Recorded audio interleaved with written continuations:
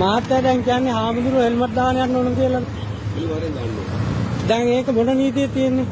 ඒක හාමුදුරුවෝනේ සිවිල් මිනිස්සුන්ට වෙනම නීතියක් නේ. හරි. දැන් එතකොට ඔයා එතික්ස් එක මොනවද ඔයා කියන්නේ? ඒ කියන්නේ ලෝ ඇන්ඩ් එතික්ස් කියලා දෙකක් තියෙනවා. ඔයා නීතියෙන් කතා කරන්නේ. මම කතා කරන්නේ සදාචාරය. ඒක තමයි. සදාචාරයේ නීතිය ඉස්සෙල්ලා සදාචාරය රකින්න නීතියට ගරු කරන්නේ. දැන් එහෙනම් ඔයා ලියන්න ඕන හාමුදුරුවෝ හෙල්මට් දාන්නේ නෑ කියලා. හාමුදුරුවෝ කියන්නේ පුද්ගලෙක්. ඒක මෙහෙම නෑ. විශේෂ වරප්‍රසාද තියෙනවා. විශේෂ වරප්‍රසාද හෙල්මට් දාගෙන යන්න ඕනේ. ඔයා ලංකාවේ නෙවෙයිද? ඒක මොනවා පුදුම එකක් කතා කරන්නේ. අපි හෙල්මට් දාගෙන යන්නේ ඉස්වසුම් අපිට පළමු යන්න බෑනේ මහත්තයා. සිංහල තේරෙන්නේ නැද්ද? ඉස්වසුම් පළමු යන්න මොකක්ද නීති සංග්‍රහය ඔබ. ඒක ඔයා නීතිය අලුත් කරන්න එනවා. අපිට නීතිය අලුත් කරන්න බෑනේ. අපිට විනය නීතිය තියෙනවනේ. අපිට රටේ නීතිය නෙවෙයි බුද්ධ නීතිය අපිට අනිත් එක මහත්තයා. ඉතින් රට වහන්න නීතියද අරෝධ මේව අදාළ ඒක ඔයා බුද්ධ ශාසන අමාත්‍යාංශයට කියන්නේ. අපිට දැන් බස්වල ඉඳගෙන යන්නත් අපිට ව්‍යවස්ථාවෙන් ගෙනත් තියෙනවා.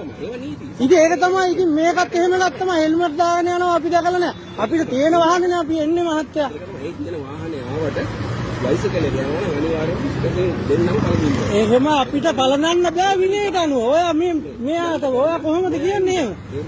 මේක ඕනේ මාධ්‍යක දාන්න. හරිද? ඒක තමයි තාම එහෙම එකක් ඇවිල්ලා නැත්තම් කිව්වා මොනවද කියන්නේ? ඇවිල්ලා නැත්තම් ඔයා නීතියක් ගේන්නේ නැහැ නේද? වෛද්‍යවරුන්ට වෙනම නීතියක්. ආම්බුරන්ට වෙනම නීතියක්. මේ රටවහන් නීතිය ඇතුලේ නැහැ. ඉතින් ඒ වුණාට අපි දැන් මහානලා අවුරුදු 20ක් විතර යනවා. අපි මහානලා අවුරුදු 20ක් අපි බයික් වල යන්නේ මෙහෙම තමයි. ඒක ඉතින් ඔය අමාත්‍යාංශ බුද්ධ ශාසන අමාත්‍යාංශයට කියන්නේ. මහානායක ආමතුරු දැනුවත් කරන්න. මම කතා කරේ ඔබ වහන්සේට. ඉතින් ඒක තමයි මහත්තයා මම දන්නේ. ඒක තමයි මටත් මහත්තයා කියන එක තේරෙනවා.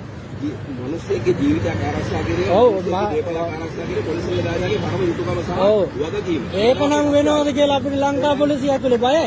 ආයුධ පෙන්වන්න ගිහිල්ලා කරන සෙල්ලම් එක්ක ජීවිතය රකින්නවද කියලා. ඔයානේ විහිළු කියන්න එපා ජීවිතය රකින්නවා කියලා. ආයුධ පෙන්නලා ඔයාලා කරනවට. මේක එකක් නෙවෙයි. මේක මම කතා කරන්නේ නීතිය ගැන කතා කරන්නේ. රටවහන නීතිය. නෑ ඒක ඔයාලා නීතිය කතා කරනවා නම් ආයුධ පෙන්වන්න කියලා ඔයාලා කරනවට අපි දන්නවනේ. හරිද? එහෙම මේ දුර්වලතා තියෙනව නේද ඔයාලගේ? හරි එහෙම කතා කරන්න එන්න එපා. ඔයාලා එච්චරම මිනිස්සුන්ව ආදරයක් තියෙනවා. හෙල්මට් දාගෙන යන්න කොහෙද ආමුදුරනේ? නෑ මම මේක අනිවාර්යෙන් දානවා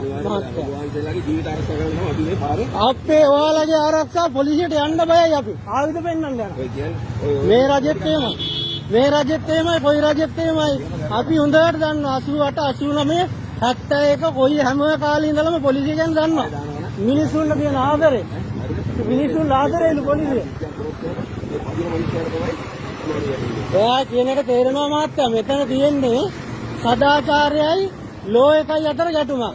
හරිද? නීතිය ඔක්කොටම ඉලින් කියන නීතිය ඔක්කොටම ඉලින් එන්නේ නැහැ. අපිට වෙනම විනය පැත්තක් තියෙනවා. හරිද? අපි කාණ්ඩුක්‍රම ව්‍යවස්ථාව දණ්ඩ නීති සංග්‍රහය අපි කියවලා තියෙනවා. නෑ මම කවදාවත් බන්නේ නෑ පොලිසියට. මහත්තයාට දැන් වචනයක් කියවද මම?